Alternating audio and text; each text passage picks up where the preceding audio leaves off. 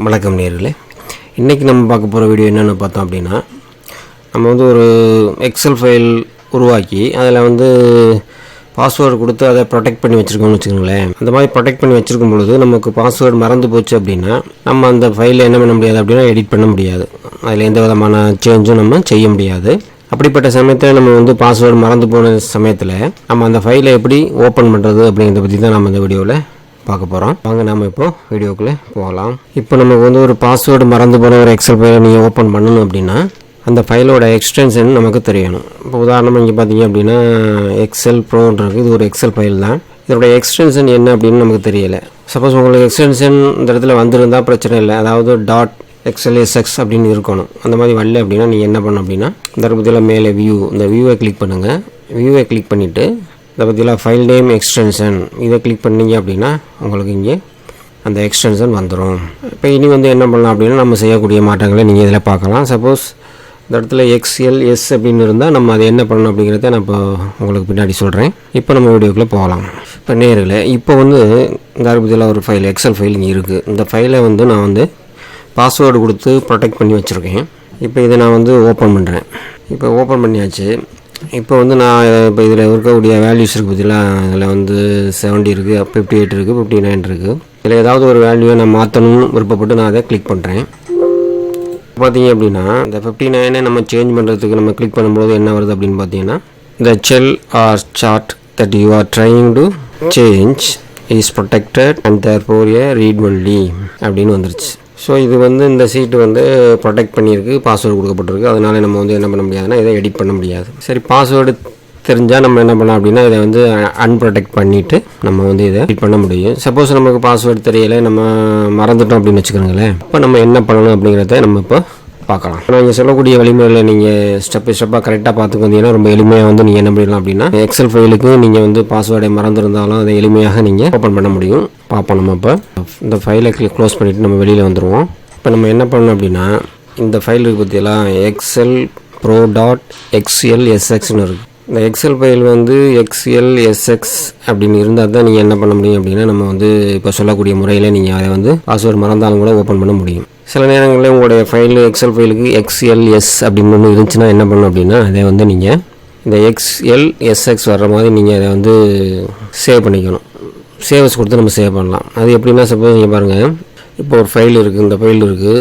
இந்த ஃபைலை வந்து அதாவது XLSன்னு சப்போஸ் இருக்குன்னு வச்சுக்கிறீங்களேன். இருந்துச்சுன்னா நீங்கள் என்ன பண்ணணும் அப்படின்னா இந்த ஃபைலில் போய்ட்டு சேவஸை கிளிக் பண்ணிவிட்டு ஃபஸ்ட்டு வந்து ஃபைல் நேம் இருக்கும், சேவஸ் டைப்னு இருக்குது பார்த்தீங்களா, இந்த பாக்ஸில் கிளிக் பண்ணிவிட்டு இங்கே பார்த்தீங்கன்னா XLSXன்னு இருக்குது. இதை கிளிக் பண்ணி நீங்கள் சேவ் பண்ணிக்கணும்.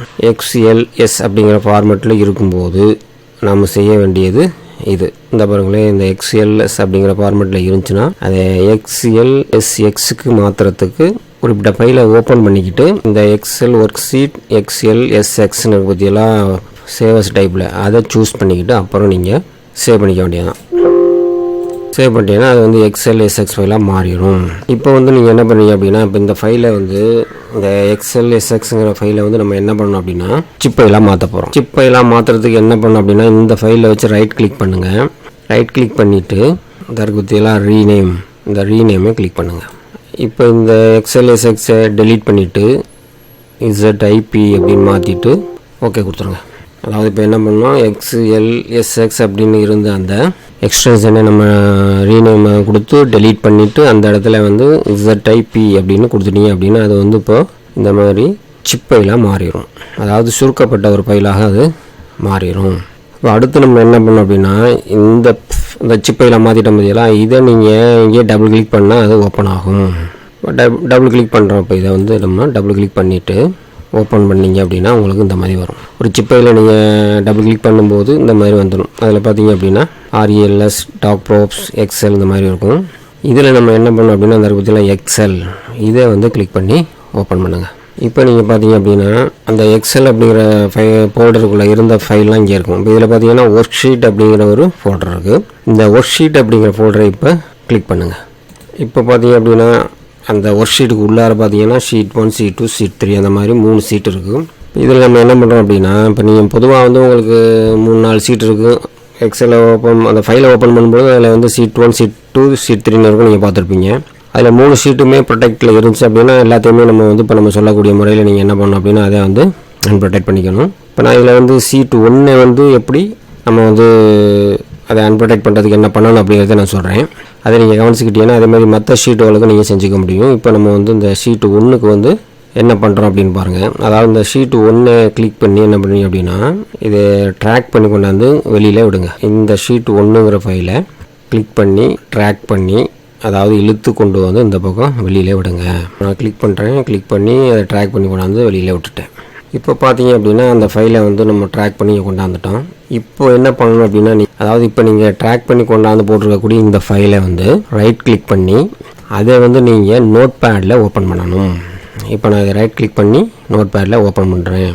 இப்போ ரைட் கிளிக் பண்ணுறோம், நோட் பேடில் ஓப்பன் பண்ணுறோம். இப்போ நம்ம என்ன பண்ணியிருக்கோம்னா நம்ம ட்ராக் பண்ணி கொண்டாந்து போட்ட ஃபைலை வந்து ரைட் கிளிக் பண்ணி ரைட் கிளிக் பண்ணிவிட்டு நோட் பேடில் ஓப்பன் பண்ணியிருக்கோம். இப்போ இதில் ஒரு பர்டிகுலர் பகுதியை வந்து நம்ம என்ன பண்ணணும் அப்படின்னா நம்ம டெலீட் பண்ணணும். சரி, அது எந்த பகுதி, அதை எப்படி கண்டுபிடிக்கிறது அப்படிங்கிறதுக்கு நீங்கள் என்ன பண்ணணும் அப்படின்னா இப்போ இந்த ஃபைல் ஓப்பன் ஆனதுக்கு பிறகு நீங்கள் Ctrl+F உங்கள் கீபோர்டில் இருந்து Ctrl+F கிளிக் பண்ணுங்கள். கண்ட்ரோலையும் எப்பவும் கிளிக் பண்ணீங்க அப்படின்னா உங்களுக்கு ஃபைண்ட் அப்படிங்கிற ஒரு உரையாடல் பெட்டி வரும், ஒரு டயலாக் பாக்ஸ் வரும். அதுக்கு தான் நம்ம வந்து Ctrl+F யூஸ் பண்ணுறோம். இப்போ நான் Ctrl+F கிளிக் பண்ணுறேன். பார்த்தீங்க அப்படின்னா இப்போ வந்து நமக்கு வந்து இங்கே வந்து ஃபைண்ட் அப்படிங்கிற ஒரு உரையாடல் பெட்டி வருது. அதில் என்ன பண்ணணும் அப்படின்னா ப்ரொடெக்ட் PROTECT இந்த மாதிரி டைப் பண்ணிக்கிட்டு ஃபைண்ட் வாட் அப்படிங்கிறத கிளிக் பண்ணணும். இப்போ நீங்கள் இந்த ஃபைண்ட் வாட்டை கிளிக் பண்ண உடனே ப்ரொடெக்டை கொடுத்து இந்த ஃபைண்ட் வாட்டை கிளிக் பண்ண உடனே பார்த்தீங்க அப்படின்னா அதாவது நீங்கள் வந்து இந்த ப்ரொடெக்ட்னு கொடுத்துட்டு ஃபைண்ட் வாட்டை கிளிக் பண்ண உடனே பார்த்தீங்க அப்படின்னா கர்சர் வந்து இந்த இடத்துல நிற்கும். அதாவது சீட் ப்ரொடெக்ஷன் அப்படின்னு இருக்குது பார்த்தீங்களா, இந்த இடத்துல வந்துடும். இப்போ இந்த இடத்துல வந்தவுடனே நீங்கள் என்ன பண்ணணும், அதாவது இந்த இடத்துல greater than less than simple இருக்குது. இந்த லெஸ் தேன் சிம்பிளுக்கு முன்னாடி நீங்கள் என்ன பண்ணணும் அப்படின்னா செலக்ட் பண்ணிக்கணும். இதிலேருந்து நீங்கள் வந்து செலக்ட் பண்ணணும், அல்லது இந்த கிரேட்டர் தேன் அடுத்து இந்த லெஸ் தேன்லேருந்து நீங்கள் செலக்ட் பண்ணணும் அப்படிங்கிறத ஞாபகம் வச்சுக்கிறோங்க.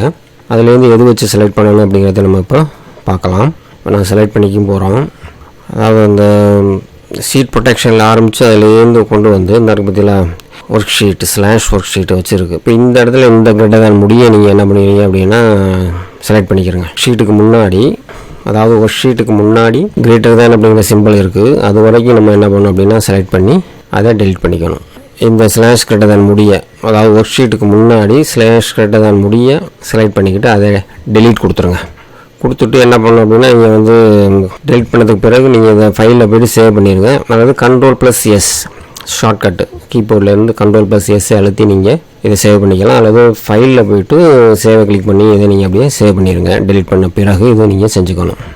அடுத்து நீங்கள் என்ன பண்ணணும் அப்படின்னா இப்போ இதை தான் நம்ம வந்து எடிட் பண்ணோம். அதாவது இதில் போய்ட்டு தான் நம்ம வந்து ஒரு குறிப்பிட்ட பகுதியை நீக்கணும். இப்போ இந்த ஷீட்டை என்ன பண்ணணும் அப்படின்னா நம்ம எடிட் பண்ண இந்த ஷீட்டை கிளிக் பண்ணி அப்படியே ட்ராக் பண்ணி இழுத்தாந்து இந்த ஃபோல்டருக்குள்ளே போட்டுருங்க. அதாவது நம்ம எதுலேருந்து வந்து இந்த ஷீட்டை கொண்டு வந்தோமோ அதே ஃபோல்டருக்குள்ளே கொண்டாந்து என்ன பண்ணணும் அப்படின்னா இந்த எடிட் பண்ண ஷீட்டை கொண்டாந்து இங்கே போட்டுறணும். இதை போட்டோம்னா இதில் ஓவர் ரைட் ஆகிக்கும். இப்போ நான் அதை கிளிக் பண்ணி இழுத்தாந்து இந்த ஃபோல்டரில் போட்டுட்டு இந்த பற்றியில் இப்போ ஆட் அண்ட் ரீப்ளேஸ் ஃபைல்னு இருக்கும். இப்போ இங்கே ஓகே கொடுத்துருங்க. இப்போ இனி என்ன பண்ணணும் அப்படின்னா நீங்கள் இந்த எடிட் பண்ண ஃபைலை இனிமேல் வந்து நீங்கள் டெலிட் பண்ணிக்கோங்க. அல்லது அது அப்படி இருந்தால் கூட பரவாயில்ல. நம்மளுடைய ஒரிஜினல் ஃபைல் இருக்குது பற்றியெல்லாம் ஏற்கனவே நம்ம சிப் ஃபைலாக மாற்றணும்ல, அந்த ஃபைலை நீங்கள் என்ன பண்ணுவீங்க அப்படின்னா ரைட் கிளிக் பண்ணி அதை XLSXாக மறுபடியும் மாற்றுறீங்க. இப்போ இதில் ரைட் கிளிக் பண்ணுங்கள். இப்போ இந்த ரேர் ஃபைல் இருக்குது பற்றியெல்லாம் அதை ரைட் கிளிக் பண்ணி அந்த சிப்புங்கிறத டெலிட் பண்ணிவிட்டு அடுத்து XLSX அப்படின்னு மாற்றிடுங்க. எக்ஸ்டென்ஷன் வந்து இப்போ நம்ம வந்து XLSX அப்படின்னு கொடுத்துடணும். இப்போ எஸ் கொடுத்துருங்க. ஓகே, இப்போ வந்து நம்ம வந்து ஃபைலை எடிட் பண்ணி அதை ஓப்பன் பண்ணுற லெவலுக்கு கொண்டாடுனா இப்போ ஓப்பன் பண்ணுறோம்.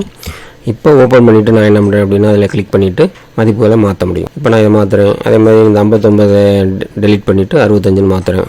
ஓகேயா? இப்போ வந்து நம்ம என்ன பண்ணிட்டோம் அப்படின்னா அந்த பாஸ்வேர்டை வந்து அதாவது ப்ரொடெக்டில் இருந்த அந்த ஃபைலை வந்து நம்ம அன்ப்ரொடெக்ட் பண்ணி இப்போ ஓப்பன் பண்ணிவிட்டோம். இப்போ நம்ம எடிட் பண்ணிக்கலாம். இது இப்போ சாதாரண ஃபைல் போலவே நீங்கள் என்ன பண்ண முடியும் அப்படின்னா இதில் வந்து நம்ம என்ன சேஞ்ச் வேணாலும் பண்ணிக்கலாம். இந்த மாதிரி தான் உங்களுடைய எக்ஸல் ஃபைலுக்கான பாஸ்வேர்டு மறந்து போகக்கூடிய சூழ்நிலையில் நம்ம என்ன பண்ணலாம் அப்படின்னா நான் சொன்ன இந்த வழிமுறைகளை பின்பற்றி அது எந்த ஃபைலாக இருந்தாலும் சரி அந்த ஃபைலை வந்து நீங்கள் வந்து ஓப்பன் பண்ண முடியும். ஸோ இந்த மெத்தடை நீங்கள் யூஸ் பண்ணிக்கிறங்க. ஓகே நேர்களே, இப்போ இந்த வீடியோ உங்களுக்கு பிடித்திருந்தால் லைக் பண்ணுங்கள், ஷேர் பண்ணுங்கள், கமெண்ட் பண்ணுங்கள், மறக்காமல் சப்ஸ்கிரைப் பண்ணுங்கள். மீண்டும் இது போன்று மற்றும் ஒரு வீடியோ சந்திக்கும் வரை நன்றி, வணக்கம். இந்த வீடியோ சம்மந்தமாக உங்களுக்கு ஏதாவது சந்தேகம் இருந்தால் நீங்கள் என்ன பண்ணலாம் அப்படின்னா கமெண்ட்ஸில் தெரிவிக்கலாம். நான் உடனடியாக உங்களுக்கு அதுக்கு உரிய பதிலை சொல்லுவேன்.